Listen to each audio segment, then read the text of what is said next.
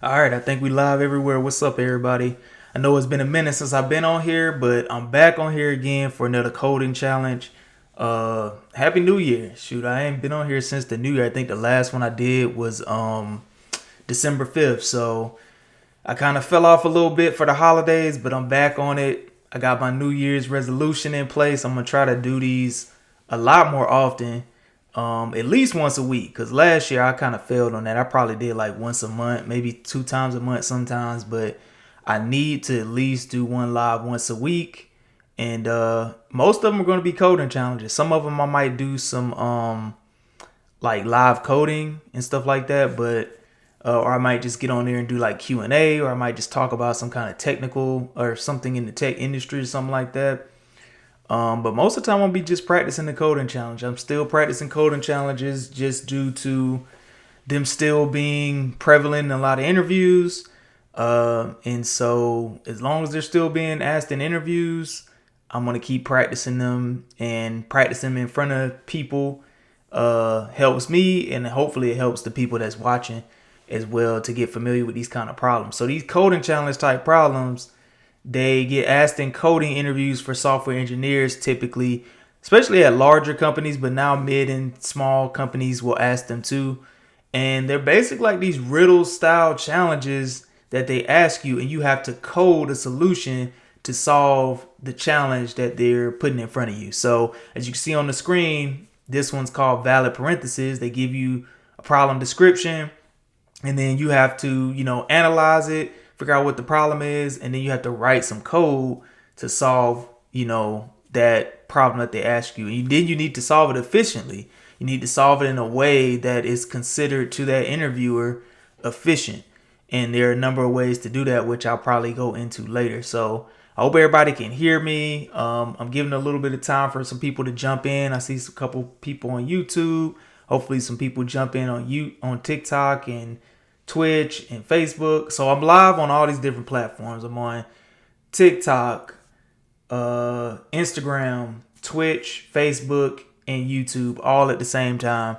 And I'm going to do this coding challenge live. And if you want to switch between the different channels, you can, if there's another channel that's to your preference. But yeah, I think I'm going to go ahead and just try to jump into it without further ado. And yeah, just comment if you have questions. I'm going to try to keep up with the chat, but doing these coding challenges can be a little bit, you need a little bit of focus to do them. So I might not, I might have to wait to the end to answer questions, or I might just try to like move my eye to see if I see any questions or whatever. So yeah, I already see somebody on TikTok that jumped in with the potential solution for this problem. But I'm gonna go ahead and jump into it now, since I think I got enough people watching. So anyway, I'm Kelvin. I'm a software engineer, principal software engineer at sort of a mid-sized tech company. I've been doing this for over 10 years now, and coding challenges, I'm not an expert at them, but I've also got good enough at them to pass big tech company interviews with them. So tonight I'm going to do what's considered an easy problem on LeetCode.com. That's LeetCode.com. That's a website where you can practice these problems. I'm going to do a problem called valid parentheses. It's an easy problem. I don't have LeetCode Pros, but if you get LeetCode Pro, you can see what companies actually asked this problem, what real companies have actually asked this problem. But I know that LeetCode at least considers it an easy. Easy is relative. I think when you get familiar with these type of problems, you may also agree that this is an easy. But if you've never done these problems before, even if you're an experienced programmer, you might have some problems with this, because this type of coding challenge, data structures and algorithms, doesn't necessarily come easy if it's not something that you're practicing, or it's something that you're recently familiar with from doing like a computer science degree or whatever. So anyway, I'm gonna go ahead and jump into it. It's called valid parentheses, and parentheses, I guess, and it goes as such: given a string S containing just the characters, you see the characters here. What is this called? Is this open parentheses? Yeah, open parentheses, close parentheses, open bracket, close bracket, a curly bracket, close curly bracket, and open bracket and close bracket. So these are open and close parentheses, open and close curly bracket, and then open and close regular bracket. From this string containing these characters, determine if that input string is valid. Is it a valid parentheses? An input string is valid if open brackets must be closed by the same type of brackets. Open brackets must be closed in the correct order. Every closed bracket has a corresponding open bracket of the same type. So these will make sense when you look at example 1, 2, 3, 4, and 5.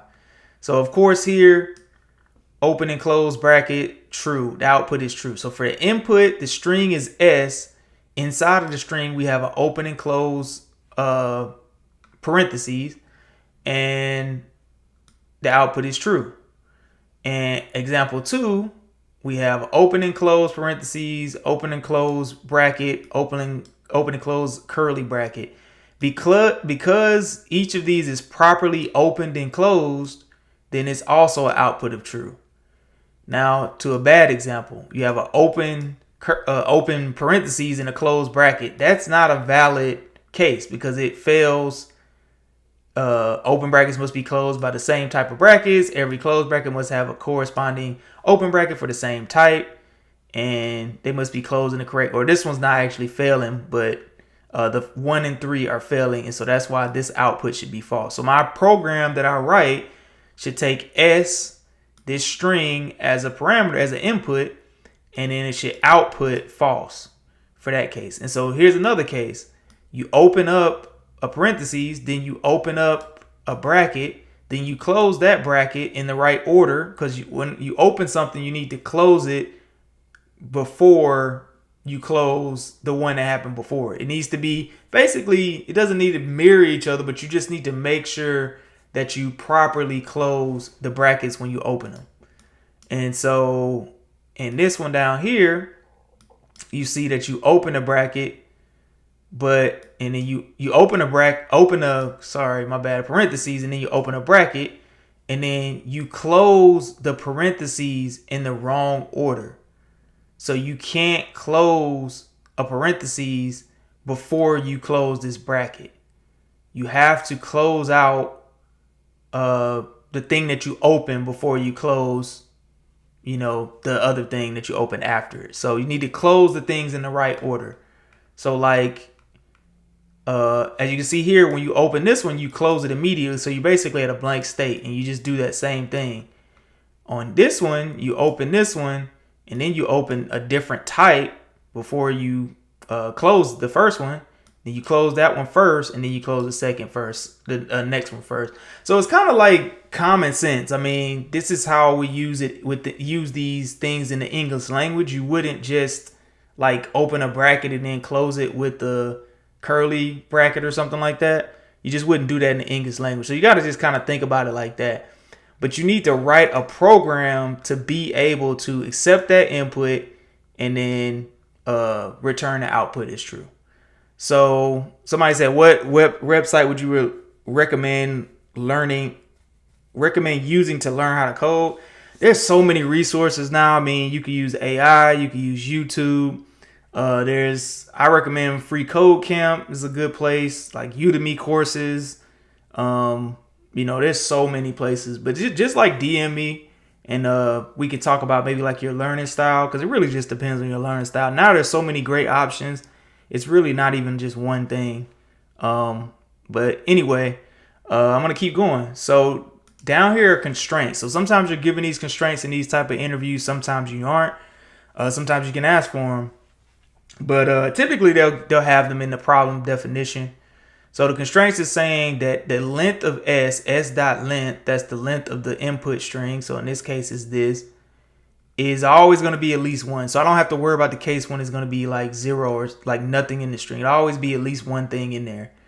And it's less than or equal to the length. 1 is less than or equal to the length, which is less than or equal to 10 to the 4th power, which is pretty high, but it's not a number that would be outside of the bounds of the data structure or the data type that I'm going to be using in the programming language that I'm going to be using. and S consists of parentheses only. And so S will always contain these characters. I don't have to worry about like some kind of like other weird character getting in here that I need to process. I can just make my program just only process this because these are the constraints of my input. So I can, in this case, the constraints, you can, in these type of problems, you can trust the constraints.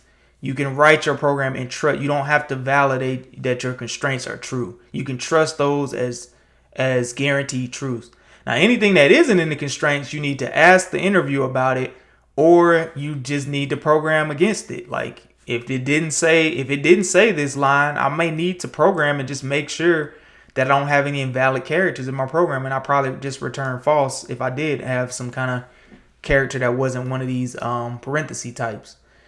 So anyway, that's the problem definition. And typically in the interview, you will read over that, and you would try to understand it. And so I understand it as, just need to process this string somehow with an algorithm with some code, and I need to determine whether or not the brackets are being closed properly.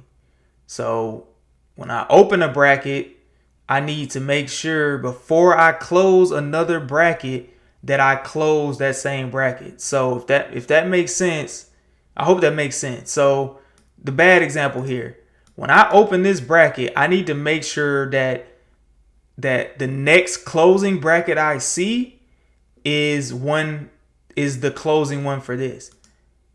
And so so I need to make sure the closing bracket I see is the next closing bracket for this. So I put this in there, and I'm my bad. The next one the last one I see, the last open bracket I see, I need to make sure I close the last open bracket that I see. That's very important. And that's why I would probably get confused on this, because it's kind of hard to think about, like, what is actually happening in this problem? How can you validate it? And I think the trick here is that you can open as many brackets as you want, but as soon as you see a closing bracket, you need to check the last open bracket you saw, parentheses that you saw, and make sure it's of the same type. That's basically what you have to do in this problem to make sure as you're traversing through this string that is right. So like in this case, I open this one, and then as soon as I see a closing one, the last one I opened was the same type, so I'm good. Here, I open this up. As soon as I see a closing one, I know that these are the same. Then I open this up. As soon as I see a closed one, the last one I opened was the same. So that's how it works with that. This one, I open this one up. Then I open this one up. So the last one I seen was actually a bracket. Then when I close a bracket, the last one I seen was a bracket. So I'm good right here. Then I see another closing. The last one I actually seen before this one was the closing bracket. So I actually like kind of cancel these ones out once I'm ready. So that's how the problem works. Now, how you would do this in code, I don't know. I've done this one before, so at this point, I don't know if it's an intuitive solution. Y'all can let me know if you think it is, how you would solve this. And I've seen some people have an idea in the comments of how they would actually solve this. I don't know if it would be intuitive, but I know that I basically need to keep track somehow of I need to keep track of all the brackets that open up, and then I need to make sure that I'm closing them in the proper order. And there is a particular data structure you can use to make that easier. So you could put them in an array. In a sense, you could put them in an array, and you could or you could put them in a map or something. You could use different data structures, or you could just create variables to try to keep track of what you opened up already. But there is a particular data structure, which is sort of a form of an array, called a stack, that you can use that can make this solving this problem easier. So how I'm thinking about this, and this is what you would do in the interview. You want to explain this to, the interviewer themselves, but how I'm thinking about this is that every time I open I have an open, what they call it, parentheses. I'm going to put it into a stack. And I'm going to basically stack those parentheses on top of each other. The parentheses on the top of the stack is the last one that I opened up. That's very important because as soon as I see a closed parentheses, then I need to check the top one, the last one I opened up, the top one on the stack. I need to check that it is the same type. So it's either one of these two, or one of these two.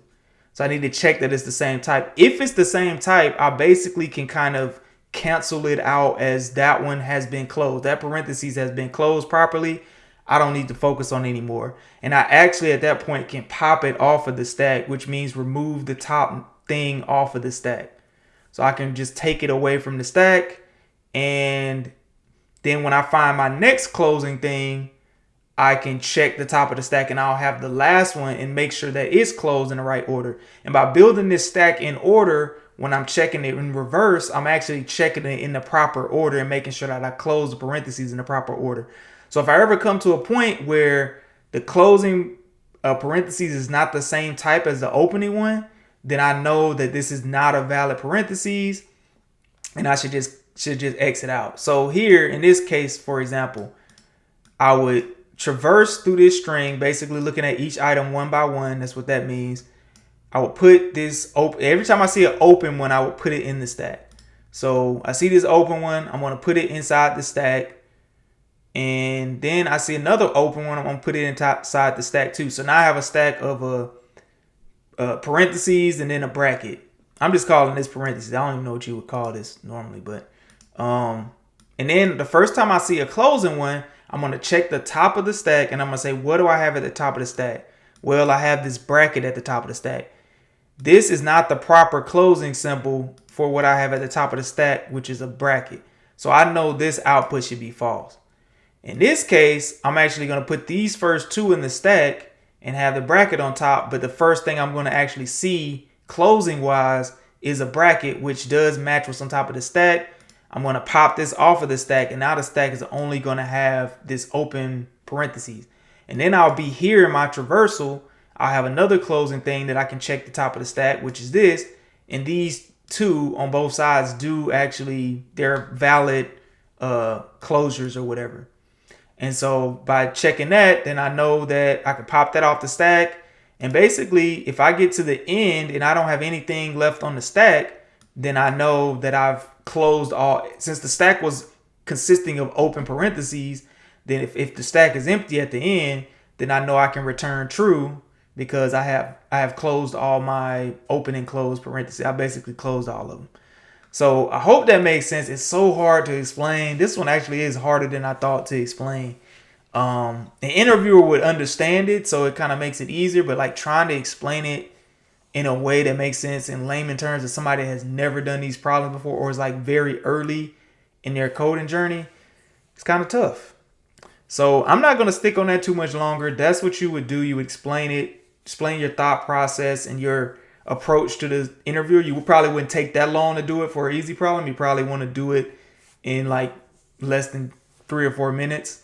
But I'm trying to, explain my thoughts and try to help people here. So I'm taking a little bit longer, but you wouldn't want to take that long probably in a regular scenario, of course. But anyway, yeah, I would explain that to him and I would ask them, hey, do you think that's a good idea? That should I proceed with that approach?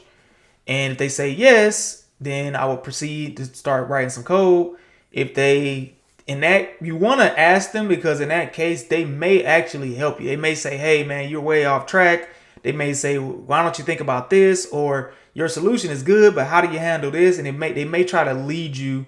You give them an opportunity by asking to help you if they're going to help you. They may not help you, but you at least open the door for them to help you. They're definitely not going to help you as much, or you're not going to give them a good enough chance if you just jump straight into the code. So best practice in these type of interviews is you want to read the problem, understand it, ask clarifying questions, ask for any kind of constraints, verify, talk through your solution, ask the interviewer if it sounds good, and then continue. Sometimes they just say, hey, code it out and see. You have to take their lead, but you want to have constant communication with them because you want to give that positive signal that you know how to take feedback, that you know how to ask questions. Like that's part of the interview too, in addition to getting the answer right. And sometimes some interviews don't even care if you get the answer right. So yeah, Dr. Insano, what's up, man? I used to work with him. Yeah, the stream's working. Yeah, I took your advice, man. My stream had it was like something with the bit rate or something on Twitch, and my stream was messing up on Twitch. But now it's working properly since you told me like whatever you said was like exactly what I needed to do. So appreciate it. Yeah, and I hope you're doing all right, man. Yeah, anyway, so I think after doing all that, yeah, just jump into the code and hopefully I can do good on this. We'll see how it goes. Oh, I hadn't even been checking on Instagram. Looks like no comments or nothing on there. Okay, cool. All right, so yeah, I'm gonna go ahead and jump into the code. What I do want to do is put this thing on the screen at the top. I know it's kind of small, but at least it's on there, so people that jump in later they can see, what problem I'm doing. So this on LeetCode.com, I'm gonna pull this down so you can see. But on LeetCode.com, they give you a coding area where you can try the problem out, try to code it out. They give a stub for the problem and your desired language. You can switch to different languages. And I know for some people that y'all have already seen all this stuff, but some people really, like literally in the questions on TikTok, some people literally have never used this before. So I'm just doing a little bit of explaining. I'm gonna use JavaScript. I know a lot of people want to use Python. JavaScript is my language of choice for coding interviews, and it's also what I'm using most day to day in my day job. So I'm gonna stick with doing interviews in this thing that I'm like actually would potentially be interviewing for. Some people decide to use Python anyway, even though they're going for JavaScript jobs. That's just not my approach. But Python is amazing. It's the most like popular language on GitHub right now. Just dethroned JavaScript like last year, I think.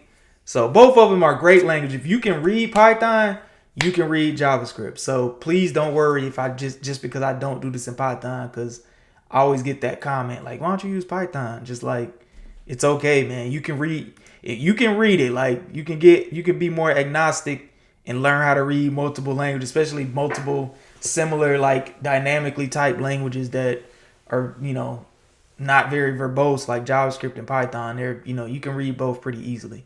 So anyway, let's do it in JavaScript. And the first thing I'm gonna do is change this to const, just because in JavaScript it's like best practice not to use var in this case when you have variable or function that you're declaring that you don't want it to be changed ever. That's a constant, so it's better just to change it to that so that it doesn't get like hoisted or get changed and cause like inconsistencies in your program. In this case, it's like pretty isolated. It's LeetCode, but still best practice because somebody will come on here and mention that, or it has happened before. So anyway, yeah. So now we're in the code part. Is valid. S is what's being passed in. So S over here, you have to think about it like any of these can be passed in to that S variable within these constraints. That's how you think about it when you're doing this, or when you're just programming in general. If you just kind of have to start doing this, you have to learn like the basics of programming. You can't just be like, just start these to teach you to program. It's not a good place to learn how to code. It's more of a place to learn how to practice for coding interviews, or just maybe tighten up your skills or something like that. But S can be any one of those things within the constraints. And then is valid, at the end, I need to return either true or false, whether it's a valid parentheses. So I'm going to just leave that there. This isn't right code, but I'm going to leave that there. Just know that at the end, I need to return true or false. So what did I say I was going to do in my solution? So I did say I was going to create a stack. In JavaScript, you can actually just use an array as a stack, because it has all the functionality like built-in functions in order to use an array as in a stack in this language. In other program languages, you might have to actually use a different data structure, but in JavaScript, you can just use an array. So I'm going to. The next thing I said I was going to do, I'm actually going to look through every letter, or sorry, every character that I have inside of this string. So how I do that, you can create a loop. And this is just something you just learn as you learn the program. Most of y'all probably know this. I++. So what this does is basically just loop through the string S.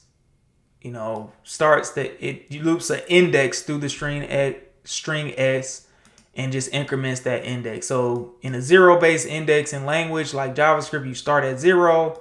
You run this loop until it got up to the length -1, since it's a zero-based index.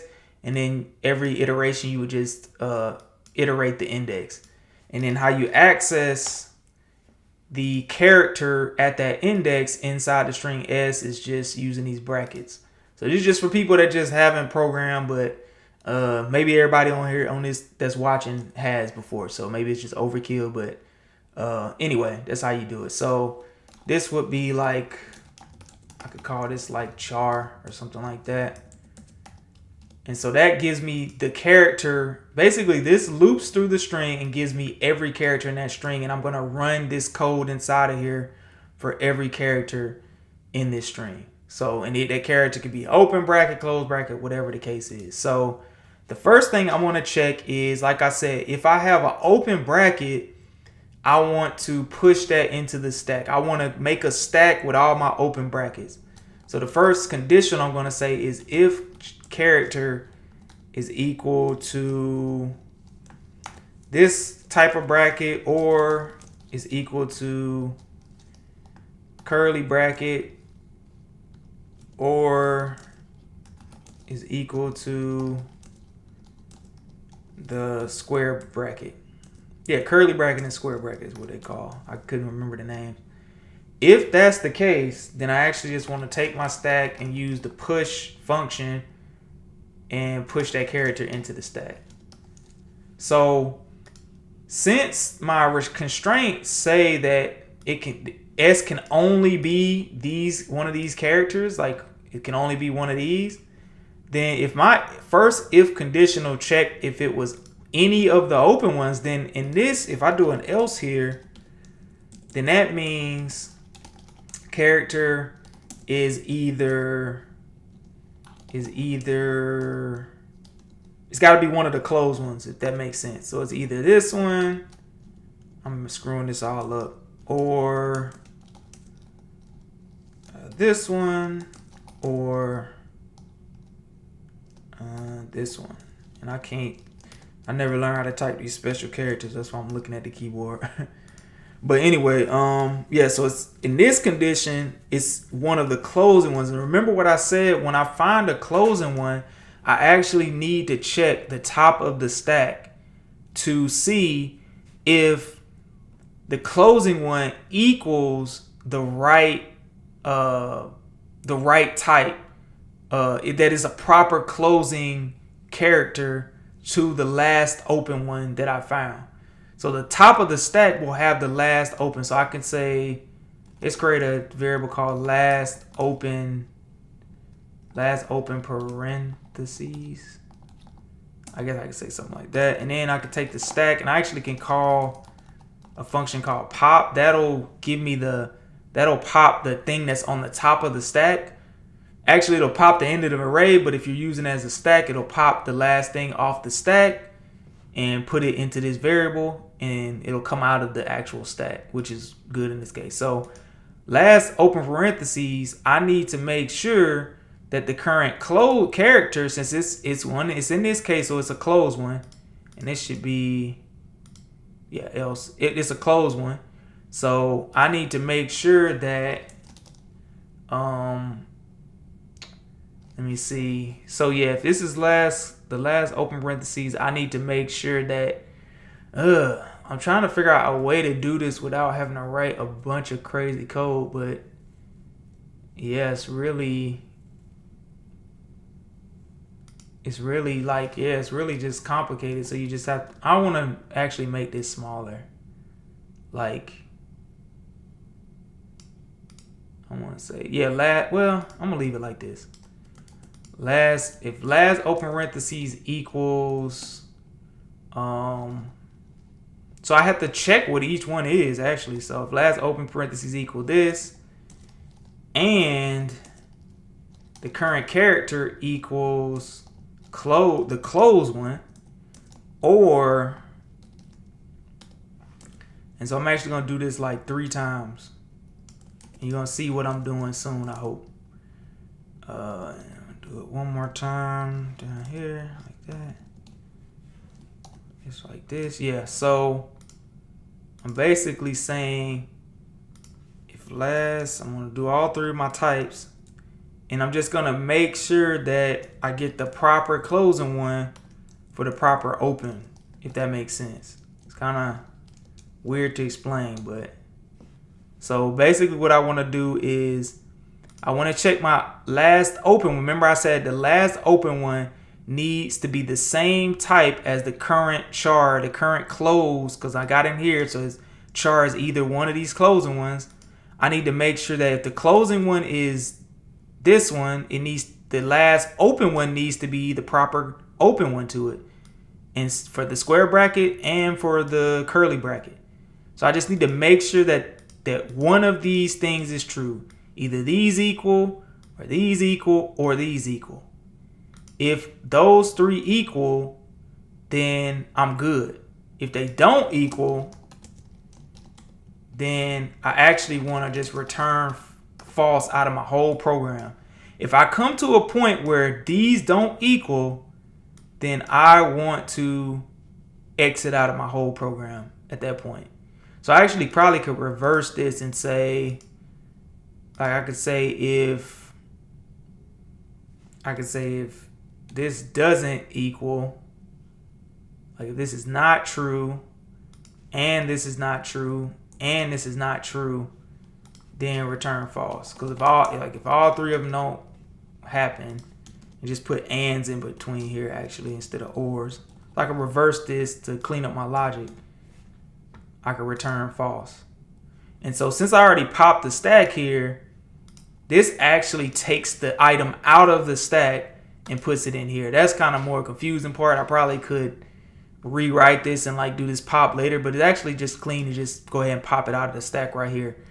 So what I mean by pop it out of the stack is this not only sets this equal to the last thing in the stack, it also like takes it out of the stack itself and sets it equal to it, if that makes sense. So it gets rid of it out of there either way. So even if I return false, it still got rid of it. But if one of these things is equal, I won't go into here and I'll just go back to the top and I'll keep looping, and I'll just keep on looping. If I never hit this case, I'll actually get down here. And down here, what I want to actually check is if the stack length is equal to 0. So if the stack length is equal to 0, that means I've popped off every open one I put into the stack here. I've popped it off, and I didn't return false at any point. I didn't have any unequal pairs. Then by the time I get down here, the stack will be empty, and that's how I know that I have a valid parentheses.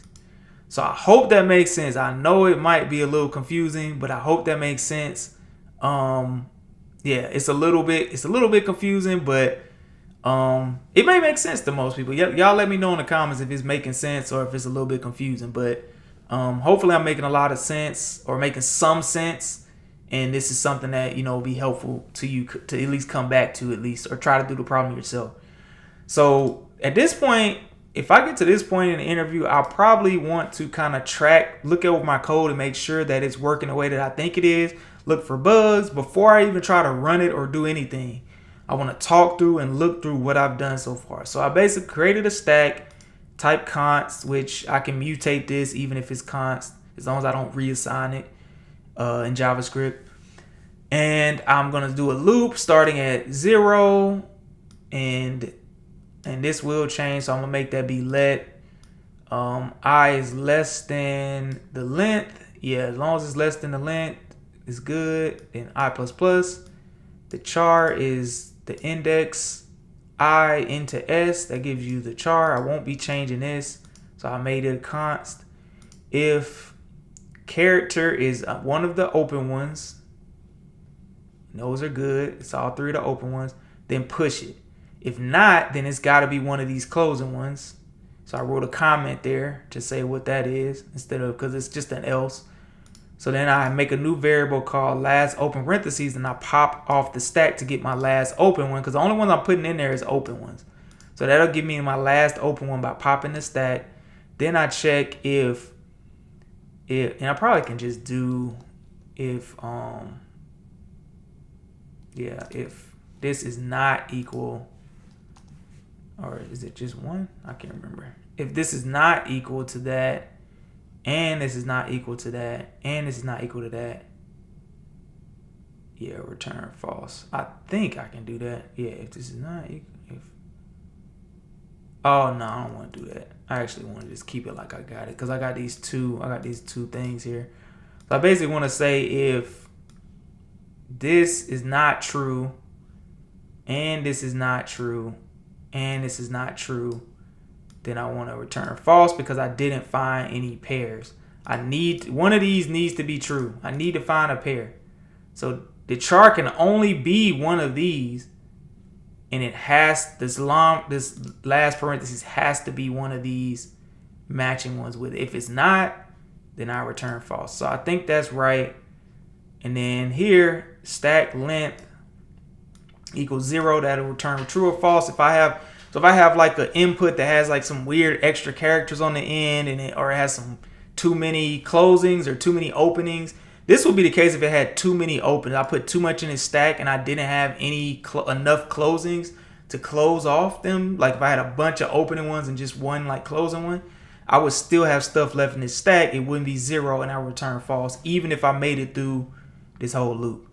So yeah, this looks good to me. So what happened in the interview, some interviewers let you run the code in editor, like they run in some sort of program, like they let you actually run the code live. And then some don't have anything for you to run the code in. Like they just want you, like you might be doing this in a notepad, you might be doing this in a Word document, and they want you to trace line by line through the code and prove to them that it works. I don't want to do that. I'm just gonna run it, because I do that and it's just kind of boring. Like, and nobody likes to watch me just trace through code.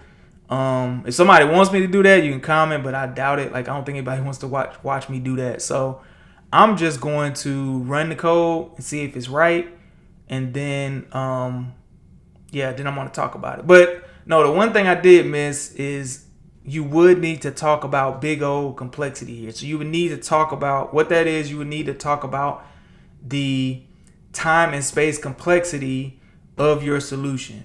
How does your solution scale as far as time and space in reference to the size of the input? And so the size of the input is important to find out. And so our input is S. And so what is the size of our input? Sometimes you can use the constraints to find it, to give you a clue. But in this case, it's how many characters do I have in S? What is its length? And so that is the size of my input. That input can change. It can grow. It can be one thing, like here. It can be up to 10 to the 4th power. But it could be worse than that, and this is this problem, but another problem could be worse than that. And so when you're talking about time and space complexity, you have to think of how does your algorithm perform when this number is really, really large? Does it perform linearly? Like, does it just process the data as it comes and it doesn't get any worse? Does it perform worse as the number grows large, as the length grows larger? Does it perform exponentially worse or even worse than that? That's what time complexity and space complexity is trying to figure out. So time complexity is how many operations your algorithm is doing in relation to the size of the input. Space complexity is how much space are you using in relation to the size of the input. So time complexity In this case, my size of my input is length. The operations that I'm doing in reference to the size of the input is what I need to measure as I'm looking through this algorithm. So I already see a big clue here with this s times length, or this s dot length. I'm doing this many loops. However long this is how many times this loops. If I have a string that's 20, it's going to loop 20 times. If I have a string that's 2, it's going to loop 2 times. If I have a string that's 200 characters, it's going to loop 200 characters.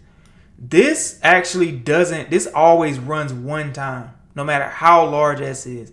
But this is going to multiply how much all this stuff in here runs. And so this is actually the most important part to look at in this algorithm. Now I can look in here to see if anything else is tied like to the size of the input, but nothing in here is tied to the size of the input. It's just this 1, 2, 3, 4, 5, 6, 7, 8, 9, 10, 11, 12, whatever. 12 operate, well, it's probably not 12 because some of these are just brackets, but it's this like 10 operations that are happening here. That's actually not, it's actually constant. It's a constant and it's not tied to the size of the input, how many things I have here. This is what's tied to the size of the input.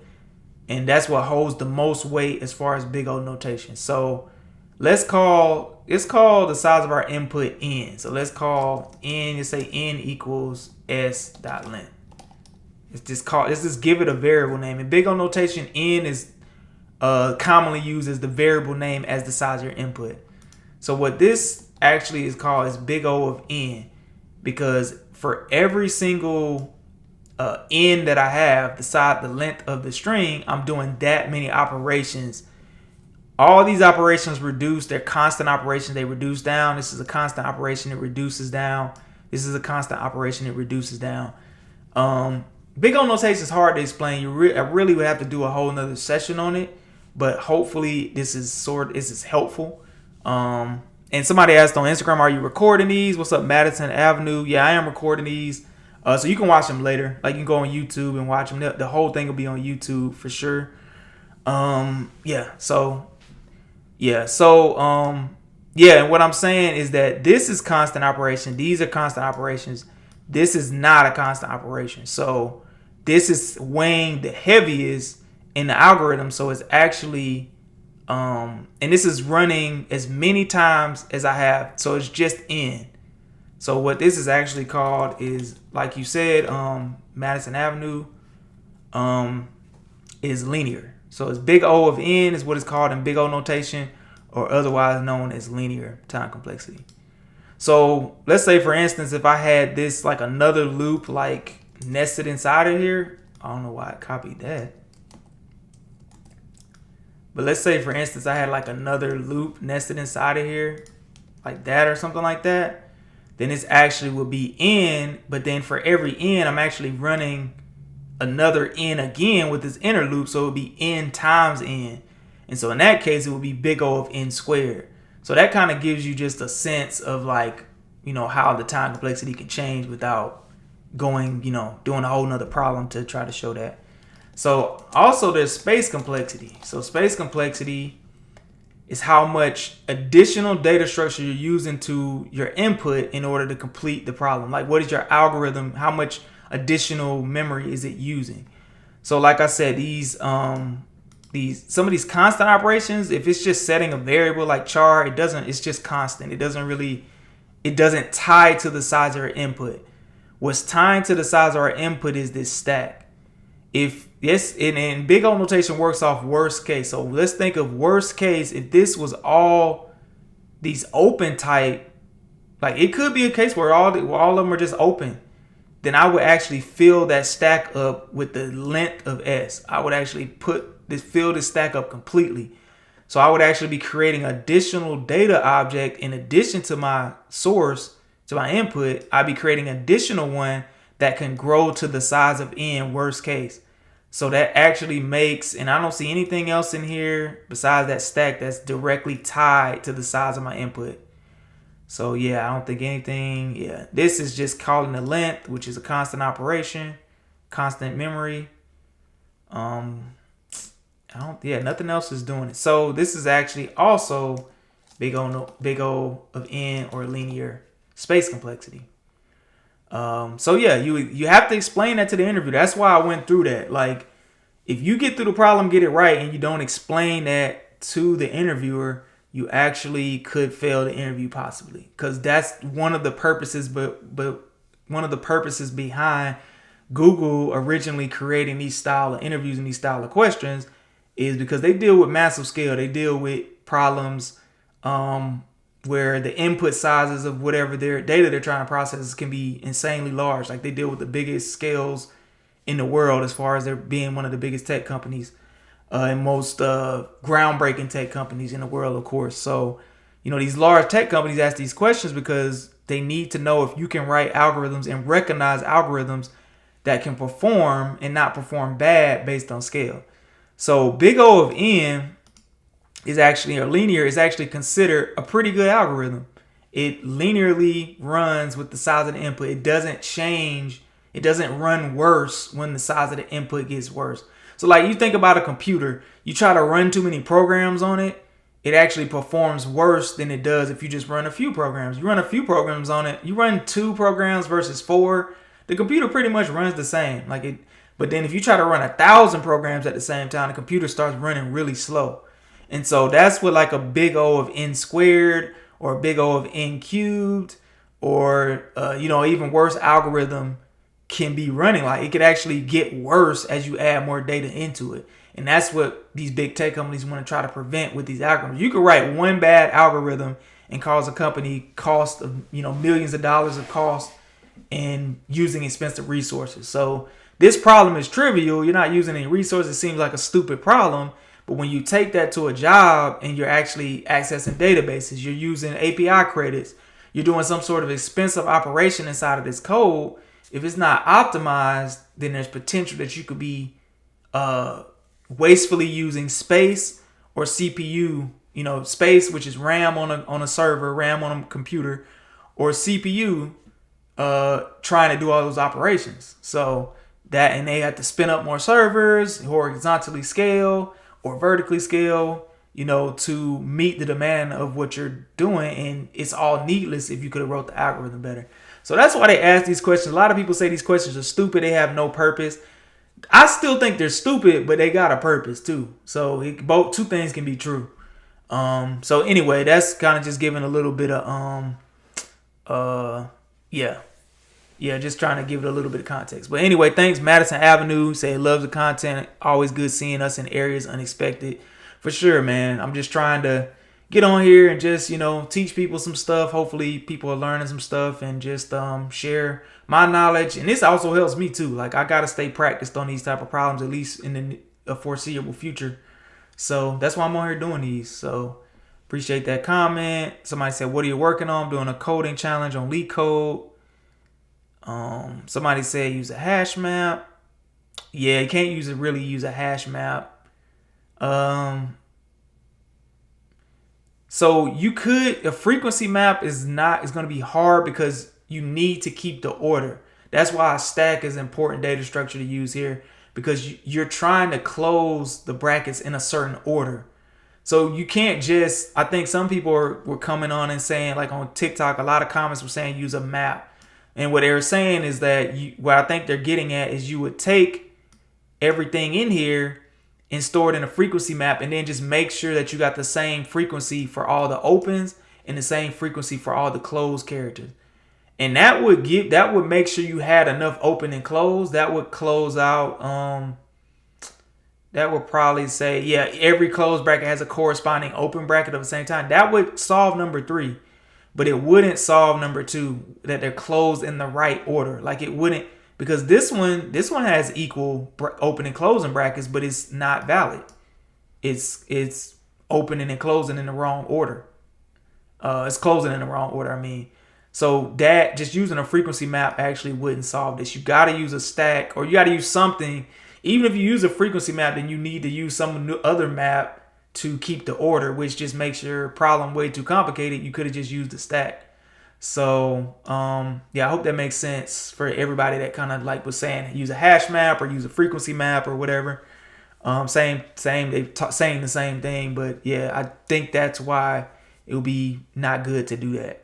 because you're either running yourself down a hole that's not going to work, or you're making the answer way too complicated than it needs to be. And interviewers going to want you to do an easy level problem really fast. So you don't want to overcomplicate it in any kind of way. So anyway, I'm going to run this. So LeetCode, you can't see it, but it's a play button up here. LeetCode lets you run the code against the test cases that are over those 5 test cases I showed you earlier. And you can see if your code actually runs up to scuff with that. So it looks like I got some kind of issue. Oh, I left this. This is supposed to be a comment up here. It's trying to run that code. So that was just something stupid I left sitting there. So yeah, I got all these right. And I actually just erased. Well, yeah, I'll leave this here because you need to know what N is in big O. But yeah, so all these right. So these are basically the test cases from over here. Example 1 through 5. They put it down here. Oops. They put it down here as the 5 test cases here. So basically, when you feed this into it, my program returns true. When you feed this into it, my program returns true properly. You feed this into it, my program returns false. You feed this into it, returns true. And then, of course, this one is wrong. You feed that into it, returns false. So my program is working well, at least for those 5 test cases. I got the time complexity right. At an interview, I'd probably be good to go to the next problem. They probably ask another problem if it's easy. Maybe they won't. It just depends on the interview. But I'd be good to go. I probably took too long because I'm over-explaining myself. I wouldn't explain myself this much to an interviewer. But, it's helpful for me to do this, helpful for me to teach people, helpful for me to, think through it myself. But anyway, I'd be at a good spot. So anyway, what you can do here, in addition that you couldn't do in a real interview, is you can actually submit it to LeetCode, and it will test it against all the other submissions on LeetCode to see where you stand up with them. And it'll also test it against a bunch of more test cases. So I'm going to do that. And it looks like it worked. It tested it against 102 test cases instead of those 5. So I know that this thing is working. It basically says I beat 82% of runtime for other people that ran this. Got to take that with a grain of salt. It changes every time you run it. But memory, you got to memory I beat 88% supposedly. And I also can analyze the complexity here. So like I said, big O of N is the time complexity. That's the one I just described. So that's right according to LeetCode. And then the space complexity is also big O of N, just like I said. So fortunately, I got that right. And so, yeah, look like I'm in a good spot with this. Looks like the interviewer probably would be okay with that. Yeah, so it's looking pretty good. So looking back at this, looks like I got everything right. Everything's good. But I'm going to get rid of this. But I'm also thinking, wait, I did something. Oh, I mean to get rid of the whole thing. I'll leave that there. But anyway, I'm thinking of a way. How can I maybe improve this better? I don't think I can improve. Usually when you want to improve it, you're trying to improve the time complexity. I think I'm at the most optimal time complexity here because you have to look at every single character in this string to know that it's valid. There's no way you can write an algorithm that doesn't have to look at every character in the string. So big O of N is going to be linear, is going to be the best I can do. So, I maybe can try to do better on space complexity as far as not using a stack somehow and using some, but I don't know. It's kind of hard not to use a stack because you need to store the order. So I don't think you need to store the order. So I don't think you can even do better than that on space complexity. So I'm at the most optimal solution as far as space and time complexity. But am I at the most optimal solution as far as code? I think an interviewer would accept this. I think I actually got this one in an interview before. I can't remember though. So that's why I redid it, because I can't remember if I got it before in a real interview. I know I've done it like years ago, but I can't remember if I got in the interview. But anyway, I think I did, and I think this is the solution I gave, like with all these if statements and stuff. But there might be a better way to do this, and what I'm thinking is that the part that's what was it called? Irking me is Whittington said my name isn't even Kelvin. Tripping, man. Yeah, the part that's irking me is all these if statements and stuff. It's like a lot of checking and stuff, like extra checking and stuff. So I'm thinking I could maybe make this more optimal if I like create some sort of mapping between the open ones and the closed ones. And then try to do my logic based off the mapping instead of like doing all these if statements and stuff. So yeah, let me try to do something like that where maybe I create like a map and I just put in the map, I put open, or maybe I actually put the closed ones in there and then put the open ones on this side, I think. Now I'm gonna start it like this. I'm gonna say open. So a map data structure allows key value pairs where I can access this map and I can access the keys in it. And when I access the key, it'll give me the value back out. So what I'm doing is creating a mapping for the different 3 types of parentheses. So, and then our last one I got is the curly one.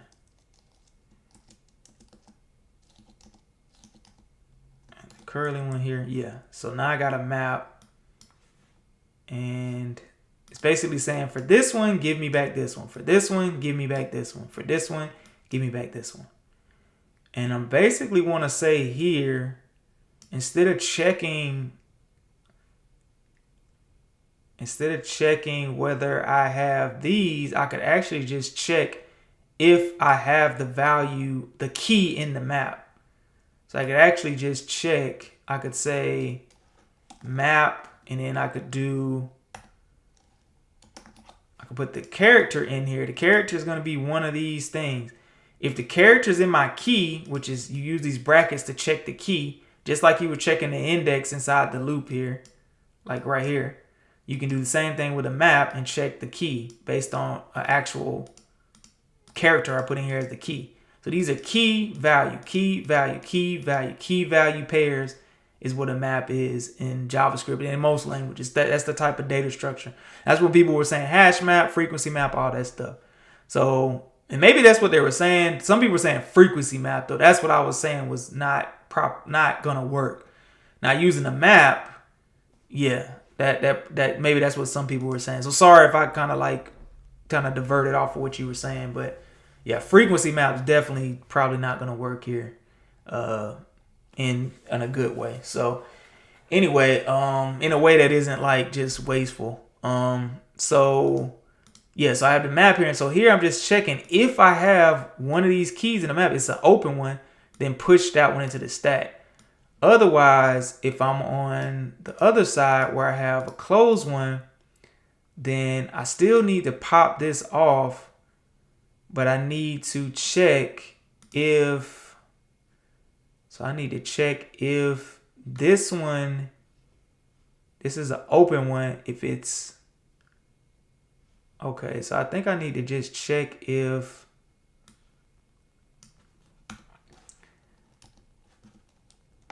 map, so this is the open one, so that's what my keys are in my map. So I can put this in here like this, parentheses,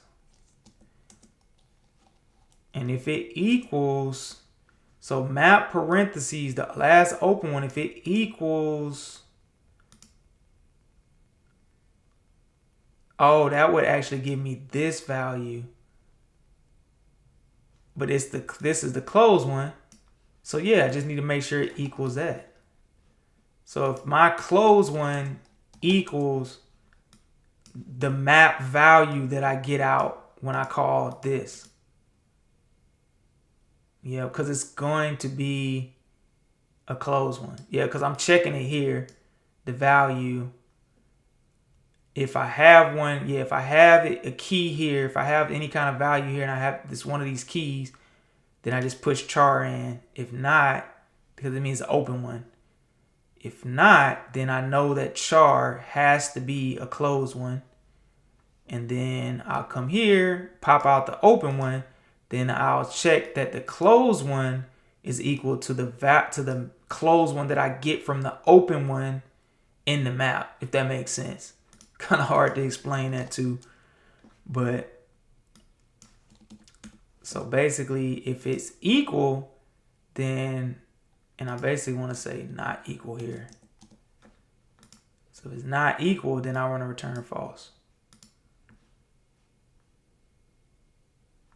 And I wonder if I can just put stop. I really don't have to have that here, but it just helps.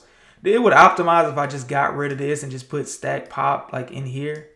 But I want to kind of keep this. So I think this is good. So I actually could maybe clean this up a little bit. Make it a little bit more. No, I'm going to leave that because it's more readable like that. Even though it takes more lines. So I think this is good. Let's see if it works. It might not work. I don't know. Yep, it works. So cool.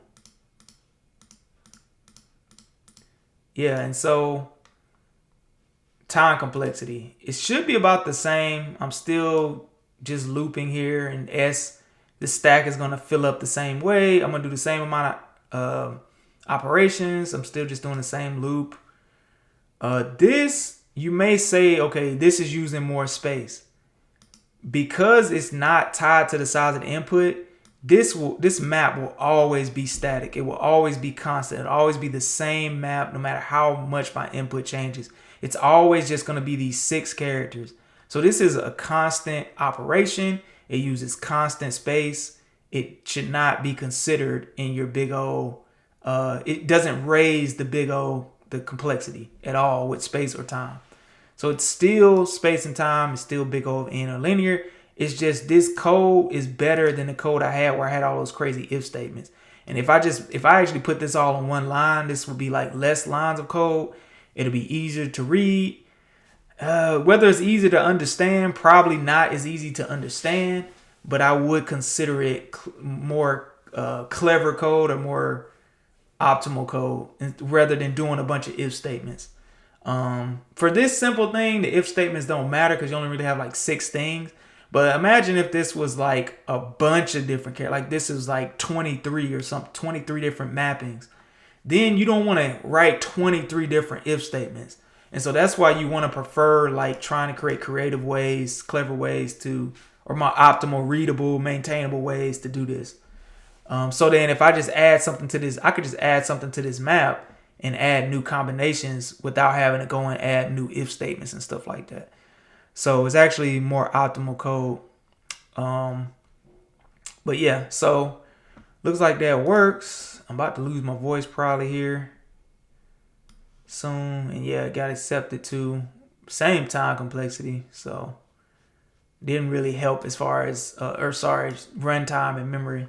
Didn't really help that much. It really was just the optimization to the code. I'm surprised it actually didn't use like less memory, but like I said, this map is so minimum that it just doesn't really affect the memory that much. So that's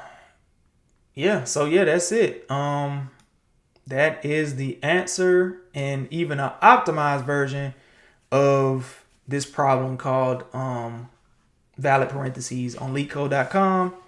I hope that made sense to people. I hope you learned something or at least got you more comfortable with looking at or even trying out these type of problems. If you're already knee deep in these type of problems, hopefully it's a good refresher. If you're trying to get back, familiar with them or whatever. If you're trying to learn the code, hopefully it was just give you a little bit of level of comfort to give you some minor motivation to learn the code. Now the AI question. No AI is here, and it's like why even learn to code at this point? Blah blah blah blah.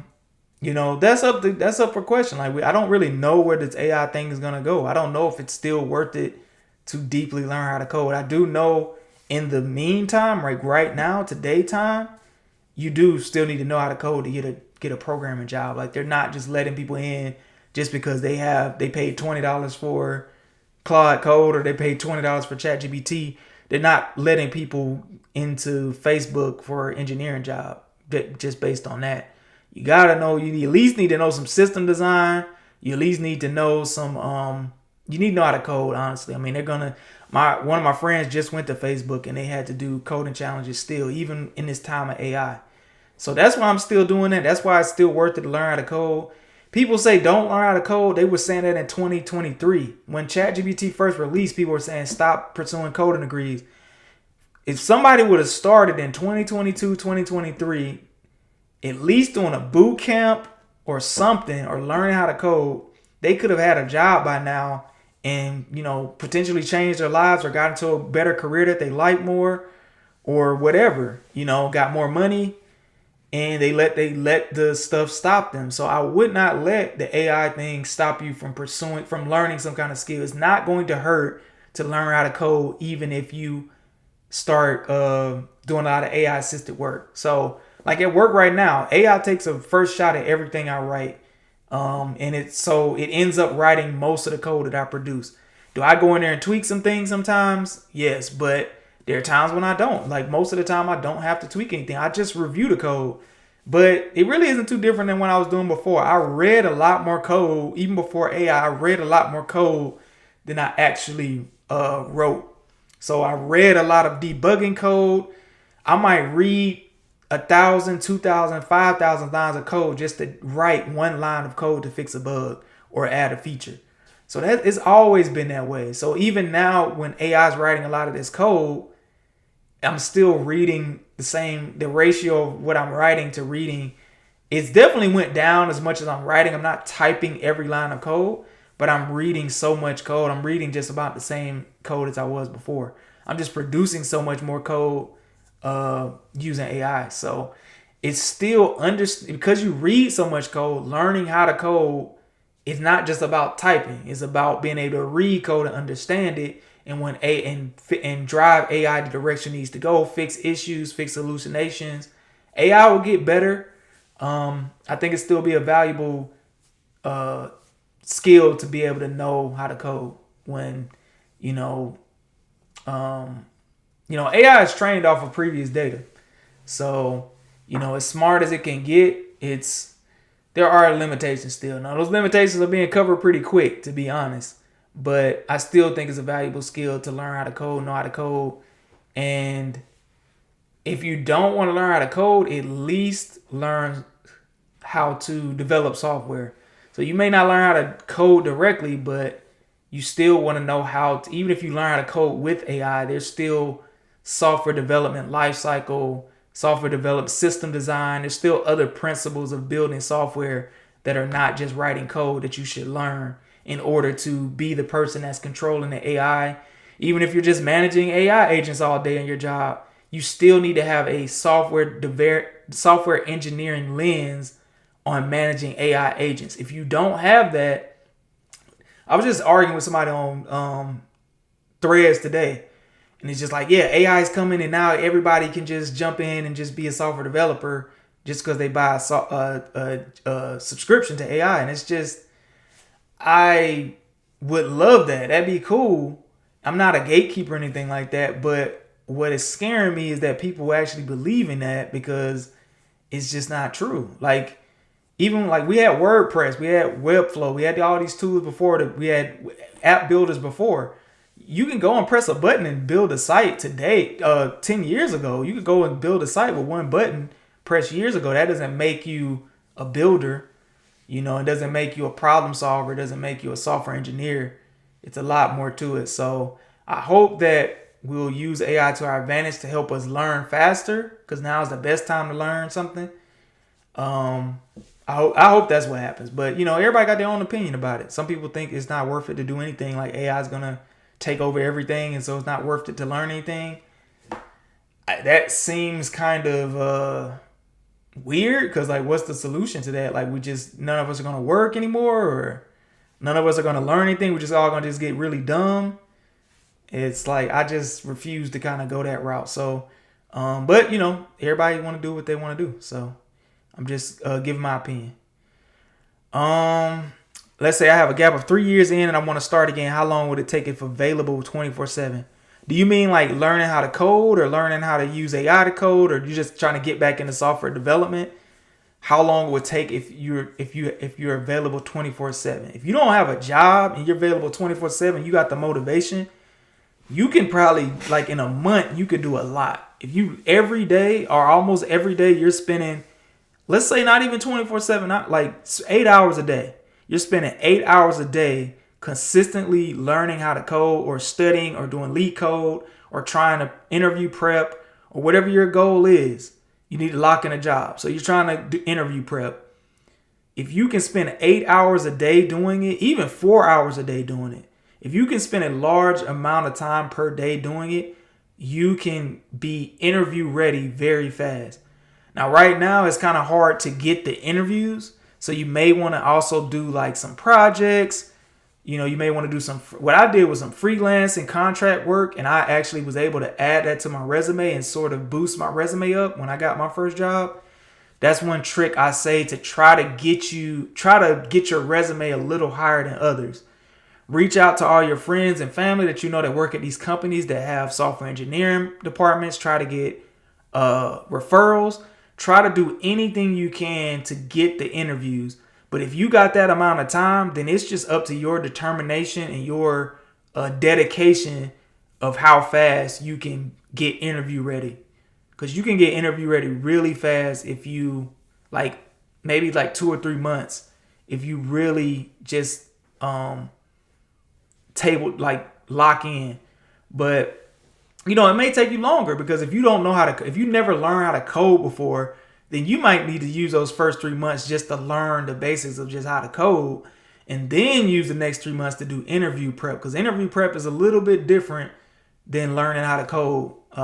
So anyway, can I use Claude Code instead? So in an interview, if an interview asks this and they still ask these kind of problems today, they're not going to let you use Claude Code. Now, I'm starting to hear that some interview processes are changing to start letting you use AI in the interview. But see, those kind of questions are what scare me.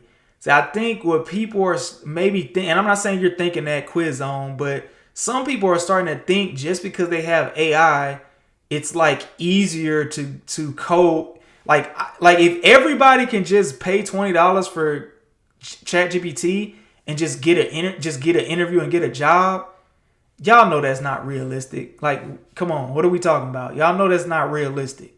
You can't, like, I could just tell a 10-year-old to get Claude Code and go get an interview, and they're just gonna use it, and the person asks them a question and they put it in AI and they spit the answer out and they get a job. Like a 10-year-old or 18-year-old, whatever you want to say. Y'all know that's not what it is. If they're asking you to do an interview with AI, it's going to be a hard interview. It's going to be harder. It's going to be, based on perspective, it could actually be harder than these coding challenge style interviews. They may they're going to put some kind of constraint. They may ask you to build a whole app in 30 minutes. Because they're like, you got AI. So if you really know software development and you have AI, you're going to be able to build an app in 10 minutes. We want you to build it in 10 minutes. We want you to build a working app, put it on the App Store in 10 minutes. If you really know what you're doing, because you have AI and you should be So like, they're not going to make these jobs super easy. You know what I'm saying? I mean, these interviews easy, even if they let you use AI. So it's either going to be, they're going to, some companies are sticking with these coding challenges and they're like trying to block your browser, block your computer from cheating and stuff. And then some of them are letting you use AI, but then they're just making the interview harder. Like they're giving crazy time constraints. So they're just telling you have to build some crazy thing, and if you haven't done, that's the thing I was arguing with this guy about earlier. He's like, I think a lot of software engineers get on Twitter and stuff and threads, and they start saying like, oh, Claude Code, man, with this, it makes things so easy and blah, blah, blah, and anybody can code. But they're not realizing that because they already knew how to code, it's easier for them than it is for somebody that's never done it before. They're more productive. Now, the bar is lowered for somebody that's never done it before to be able to produce something, yes. A person that could produce nothing before can actually produce something now with AI. Yes, the bar is lower. But that doesn't mean that the person that never done nothing before is on the same level as somebody that knows how to code as far as leveraging AI. It's like somebody that knows how to fly airplanes and then you give them autopilot. I don't know how to fly a plane. Autopilot don't help me that much. If I go in a cockpit, I'm not even going to know where the autopilot is or even when to turn it on or turn it off or what, I'm not going to know anything. So it's like you give autopilot to a pilot, it becomes a powerful tool. You give autopilot to some dude that's just sitting in the back off the street, it ain't worth as much. Now, if somebody teaches them how to turn it on, can the barrier to entry to flying be lowered? Yes. But it doesn't make the peak of what these two juxtaposed things can do. The peak is still higher for the pilot. The pilot can do more with it. So I hope that's a good analogy. And I hate to do that because it sounds like I'm just gatekeeping, but what I see people doing is that learning to code has been so hard. Learning to get into tech, learning, whatever you're trying to do, cybersecurity, you're trying to do DevOps, whatever you're trying to do is so hard that people are kind of seeing AI as like this cheat code to just skip all the hard part of it. And it's no way around it. Because when everybody got the same tools, then you got to do something to separate yourself. You know what I mean? You have to. And so if everybody has it, you're not at an advantage because you have AI if everybody has it. You know what I mean? Like the people that were hard workers before are still going to be the ones that win and, that have laser focus, that have, the right attitude about it are still going to be the ones that use these AI tools to get jobs, to build products, to, be successful. Versus you see what happens a lot now. People just building stuff and it's like nothing comes of it and they're just playing around. They're saying this is so powerful. But like when you look but read between the lines, they actually not building anything worth anything. And that's not a bad thing, but it's just for people that I know that have real goals, I can see it's distracting them it's taking them off the focus of actually improving themselves. You need to be leveraging AI to improve yourself, not just using it to do stuff. So that's my rant about AI for tonight. So I hope y'all enjoyed that rant, man. I hope it's not too doomsday, but shoot, the whole AI thing is doomsday. They talking about we're gonna lose our jobs in a year, so I got to deal with that. So everybody got to deal with it. Anyway, do you have an intro course to learn what I need to know to build? Man, it's so much. It depends on what's going to keep you. The best learning tool is the one that keeps your attention. For some people, that's YouTube. For some people, that's websites. For some people, that's courses. For some people, that's boot camp. And for some people, it's actually going to college, and getting into making you go to class. It just depends, man. So if you DM me and just tell me kind of what you're more interested, what you've had success with learning before, then I can kind of narrow down some stuff. Because I honestly, man, at the point I'm at now, I really don't use a lot of learning stuff. I'd say for coding challenges, KG.codes, like I'm on right now. Algo Monsters is what I learned to break through for coding challenges. Algo Expert. For learning how to code, some of my go-tos were YouTube videos, finding a good YouTube creator that you vibe with, Udemy courses, and there's other Code Academy. There's other kind of courses that you can use that are interactive and cool. Free Code Camp is completely free. It's a great interactive tool to learn how to code. There's so many, and then AI in general, just prompt AI to just teach you stuff. You know what I mean, and give you problems. It's a little bit less organized, but AI is the best way to teach. You can ask it a very targeted question and get a very targeted learning back. And that's, to me, the best case of AI is one, for practicality, for just doing things within business, for productivity, just making you more productive. But the most important thing is just making you better. We need to be leveraging AI at this time to make us better. If we're not improving in our thinking process or something, then we're just gonna like fall. We're just gonna get dumber and dumber and just fall to the wayside. And it's not gonna be what we think. Like us just getting dumber and just letting AI do everything is not gonna lead you to being some kind of millionaire, because everybody got access to the same tools. So if you're not improving yourself and being the one with the most determination, the most skill, the most problem solving and critical thinking, then you're not gonna be able to stand out and get these top tech jobs, build these best solutions, build these best apps. So I know I went on a tangent there, but anyway, yeah, hopefully you got some. Just DM me. I can give you some more help on like what you want to learn to use, what you want to use to help you learn based on whatever your goals are. Somebody said good one, bro, on YouTube. Appreciate that. Let me see if there's any questions. You still need to Joe Quinto needs up. What's up, man? I know you from Instagram. He said right there with you, brother. You still need to learn the fundamentals. Love the content. Appreciate that. Somebody had a frequency character +1.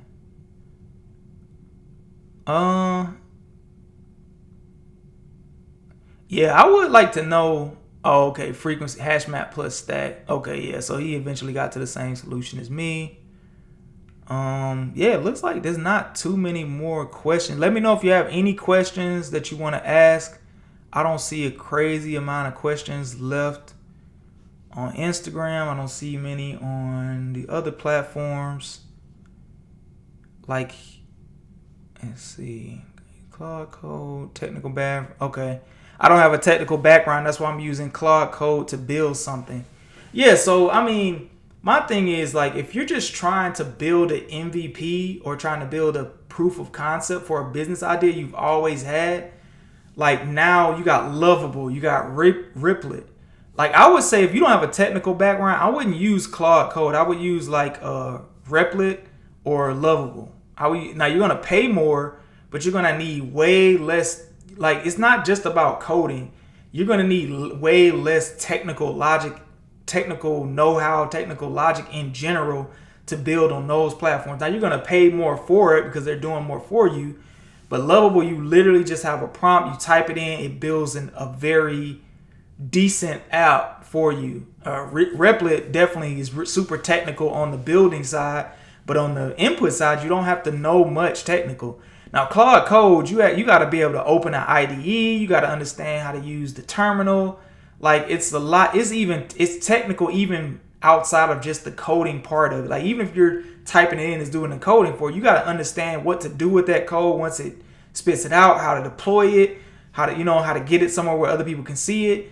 Replit and Lovable are going to do those things for you. And so I would maybe try those out, use the free trials, try those out. If you're someone non-technical and you have no desire to get into technical work or fields, you just have a business idea, I would say, do something like that. Because you're still going to have a learning curve if you try to use Claude Code. That's my point. That's what people not really, it's kind of hard to explain to folks. Folks just like, yeah, I can just get on ChatGPT and just code out an app. It's like, well, you don't even know how to deploy it. You don't know what you're missing. You don't know how to get the push notifications working. You don't know you don't know about API keys. Like you don't even know what the concept of an API key is or external service is. Like you don't know how to hook into other. Like the AI can help you learn that stuff. And so just have it teach you. You know what I mean? So you can do that, but like just thinking you're just gonna get on there and not have to learn nothing and I would just use like Replit or Lovable or something for that. So that's a great question, man. I'm just glad you quiz on. I'm glad you asking a bunch of stuff. I'm not coming at you any kind of way. It's just I'm coming at the general things the general internet.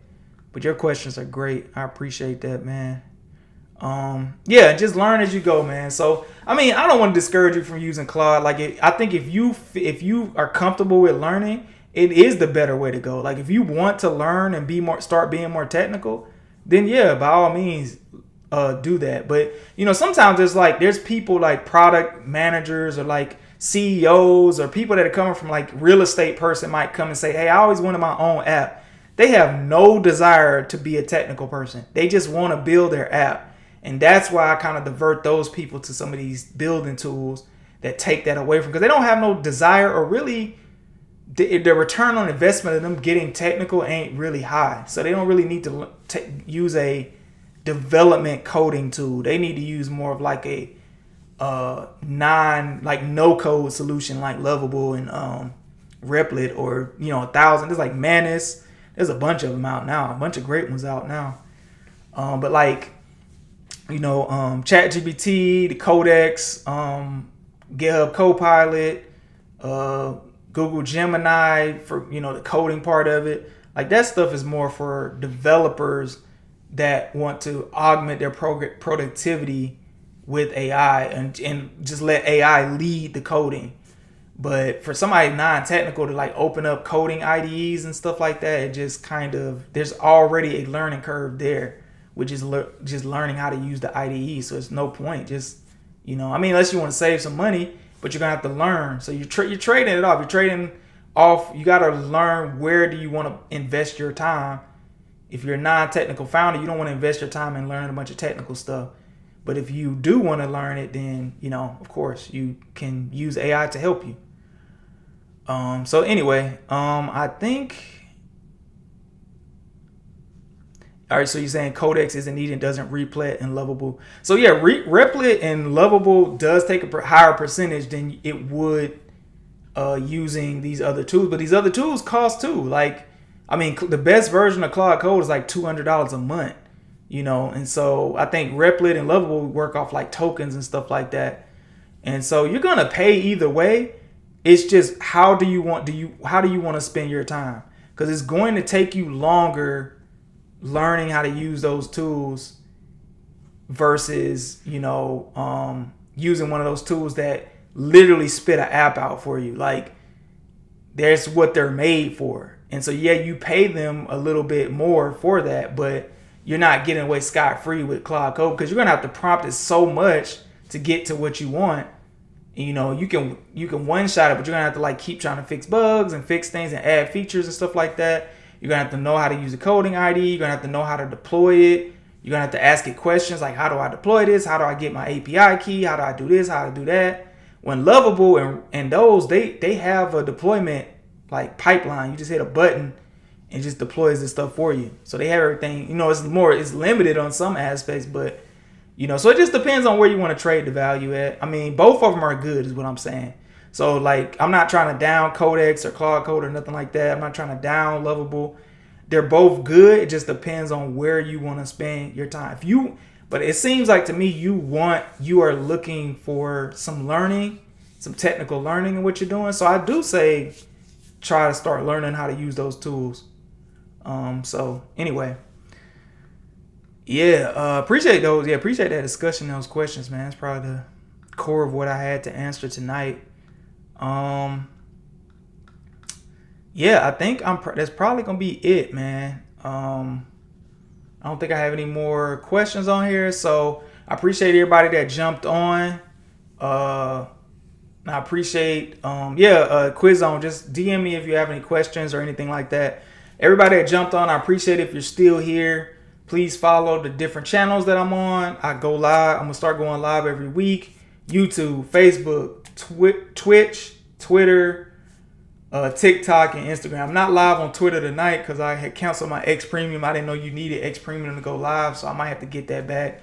But anyway, I'm live on a bunch of different platforms. I make coding and tech content on all the different platforms: tech news, tech content, coding content, software engineering content. I make apps, so I do app development content. And so I have an app on the App Store right now called Snipita. And so, you can go download that, look at my bio if you want to check out my app. But I'm working on multiple apps. I'll post about it.